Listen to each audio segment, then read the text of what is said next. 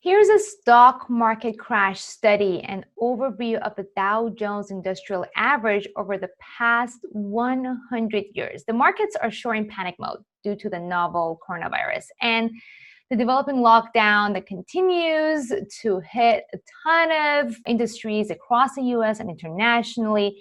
So things are uncertain, and obviously, I cannot stress enough about the importance of staying home and practicing social distancing so that we can flatten the curve so that we can help more people and less people die. But unfortunately, we are not sure that everybody is doing it. Actually, here, I would love to hear from you. Are you guys practicing social distancing? I would love to hear from you about what you're doing right now, how you're practicing it, and how it is impacting your life and your work. Head over to the comment section and let me know. Now, we still don't know how long this is going to last. And there's rumor that it could even last up to a year. But fortunately for the stock market, we do have a roadmap of how things could turn out, regardless of how COVID-19 is going to behave and how our lives are going to be impacted. So that's why I'm going to take a look at 100 years of the Dow Jones Industrial Average and all of the majority of the stock market crashes so that we see what has happened before. And unless this is the apocalypse that is going to end all humanity, I have a feeling that history is going to repeat itself. My name is Kiana Danial. I'm the founder of the Invest Diva movement, a tribe of women and moms who want to create a better life for not only themselves, but their kids and children as well. We don't rely on our husbands, the government, or money managers or banks to take care of our financial future. In fact, we do the exact opposite. We take control and we go against the boys of Wall Street because our financial independence is bigger than just us, is for our kids and their children to come. Now, if you're new here, don't forget to check out the link in the description area to go to the masterclass where I teach you how to take control of your financial future and make your money work for you, even if you're not a math whiz. Now, I publish videos every single day on this new YouTube channel, so don't forget to hit on that subscribe button so that you don't miss out on my next update. Now, let's go and take a look at 100 years of the stock market price history to learn from history and see how we can prepare for this market crash.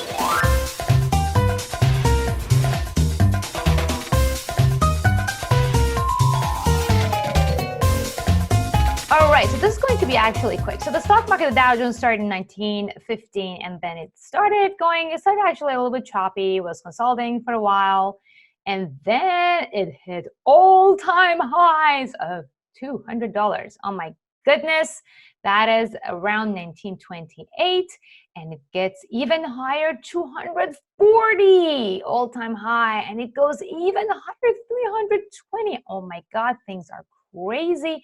And then even it stops and it goes higher and higher to 380. I don't want to give it up. Can you guys imagine what happened?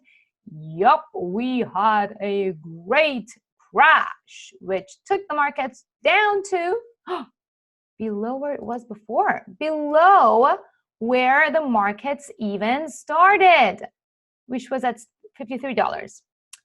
And I was not alive at this time, but I can only imagine what was going through people's minds. This actually continued for a few years. So this happened in 2019 and continued. We had a little bit of bump over here. Continued for a good 3 years. And then from here, after it went even below the previous prices, it started to go back up. Now, the very important thing about this is that I don't want to just blindly follow history because obviously things were different here. Not as many people were investing. The only people investing were the people who were actually on Wall Street and people who were actually involved. There were no apps like Robinhood that anybody and their mom and their dad could just be investing like they are today. So that gives me a reason to believe that things took so long. But the recovery obviously was a little bit, it was still choppy. If someone had bought at this exact highest price back in 1929 at $377, it would have taken him, and I'm pretty sure that it was a him and not a she, it would have taken him a very long time to recover, but it did recover. Okay, but again, as I said, the liquidity was nowhere as close to what it is today. This is over 100 years ago.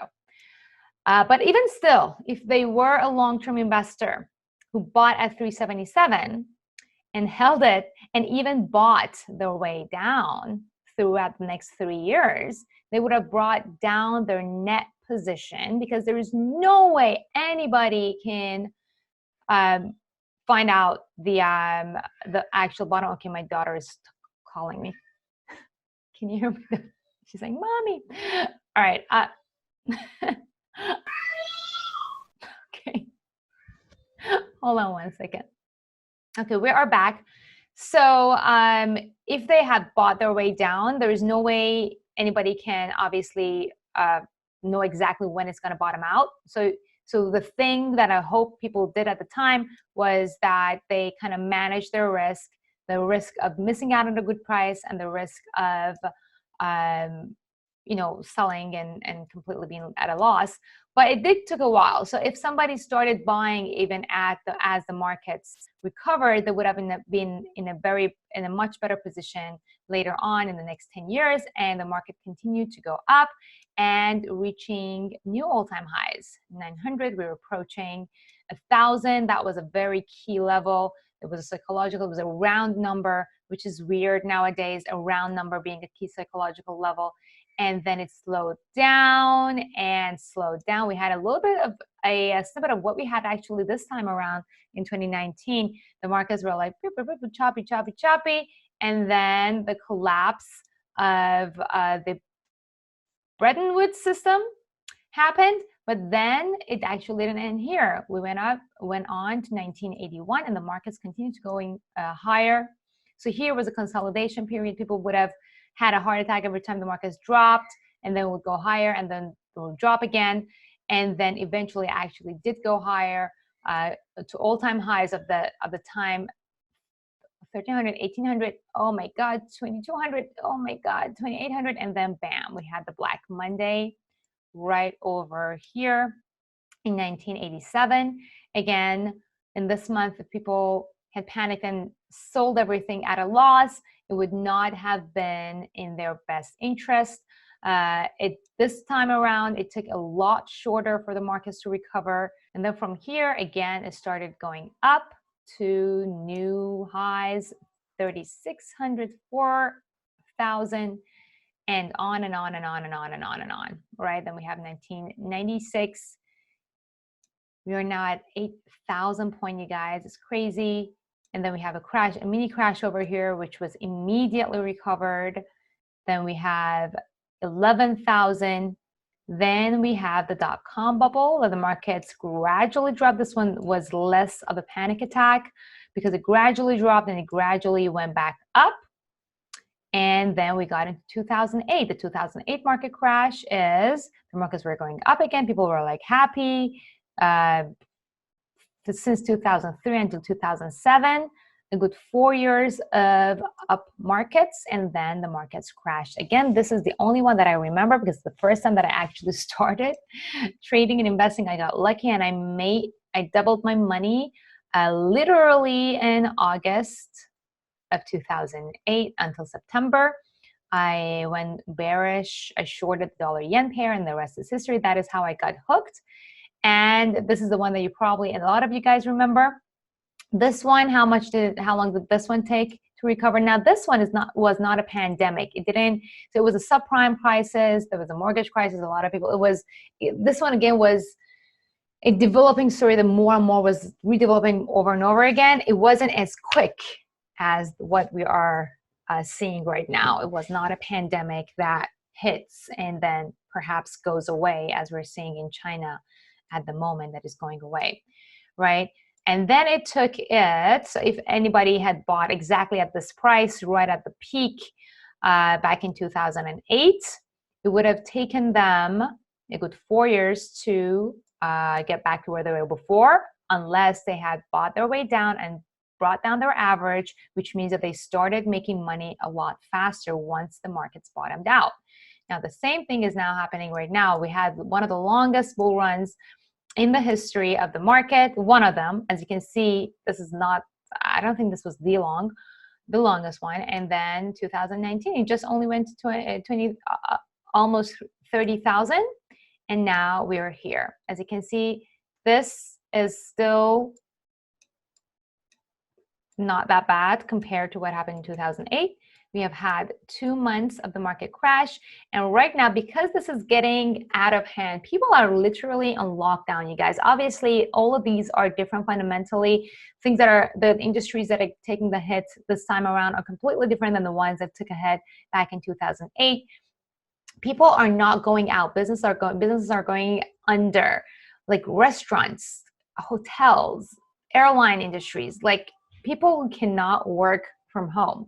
But on the bright side, I mean, there are a lot of industries who are booming as well, like toilet paper companies. But one of the things that I do believe is that, and we are seeing from China, is that this is hitting fast and could go away fast. And people are already panicking that this is basically taking us to a recession. So basically what the markets are doing is that they're pricing in a recession already, because they're panicking, because they're foreseeing what is happening.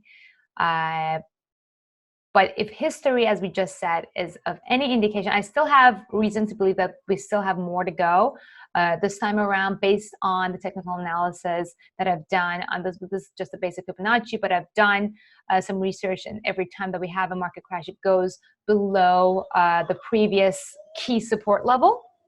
So there is a good chance that we're going to see this level, but I'm not taking my risks personally. I am buying my way down. I have had always, I was setting aside a fund for this doomsday to happen. We knew that market crash was going to happen. We've been talking about it for over a year, but nobody can really time a market crash. So that's why I was being very careful. While I was not completely stopping investing, I did invest even at this time, and at this time I was still buying, but I was very, very, very careful to keep an emergency fund and a fund so that I can buy more stocks once the markets crash. So that's the reason why I am able to buy my way down. I only would recommend this strategy to people who have an emergency fund, who have other income streams. And I know that this is a very, very hard time, and a lot of people are laid off and they don't even have the money to pay their bills. So you have to be cautious.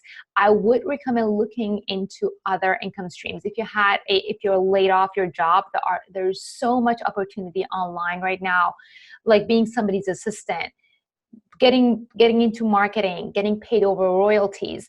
These are the stuff that are in demand right now. You just have to look at the opportunities so that you can create an income stream, so that you can, first of all, pay your bills, and then get prepared to take advantage of this greatest hit in probably our lifetime. So that is basically my overview of the market crashes in the past 100 years and what I'm expecting to happen. I do believe that the recovery this time around is actually going to be faster than the previous times. So you have a little bit of a timeline to actually get in before the markets go back up. Definitely look into creating an income stream from home. I know it's tough. I know it's tough, but guess what? I'm on the same boat as you. Like, obviously my sales are going down because not as many people have the money to buy. But guess what I'm doing? I'm writing a new book. I'm looking at starting tomorrow. I'm looking into other opportunities. I'm looking into royalties. The internet is at your fingertips while you're isolating and while you're quarantining in your house. You have a ton of time to look at all the opportunities out there so they can thrive in these downtimes. Some of you might know that I'm a huge fan of Russell Brunson. He's taught me a ton, a great deal about marketing.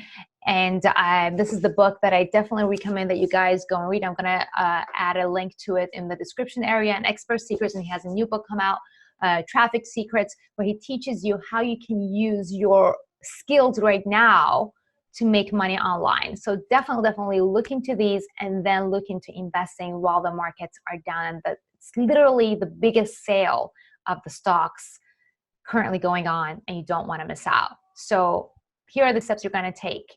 If you're laid off, find out an online opportunity and start making money online. You can do this. Anybody can do this. Number 2, create an emergency fund. And number 3, start buying stocks. I'm also going to include a link to my Robinhood account if you don't have an account already, so you can start investing over there. Again, if you have not yet watched my masterclass about how to take control of your financial future, definitely watch that. That's going to be the first link in the description area. Good luck, stay safe, don't go out, and I'll see you in my next video tomorrow.